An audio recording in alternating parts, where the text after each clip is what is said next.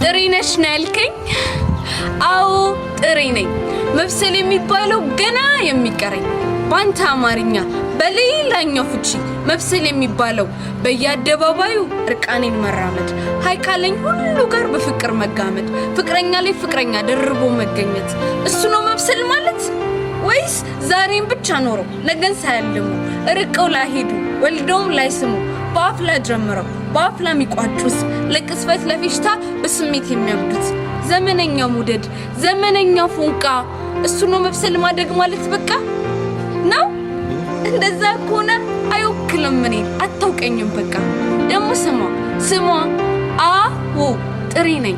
መብሰል የሚባለው ገና የሚቀረኝ ከኔ በፊትማ ቀድሞ ይበሰሉ አየናቸው ማርች ተብለው ከወዲያ ሲጣሉ አዎ ጥሪ ነኝ። ጭር ባለ ስፍራ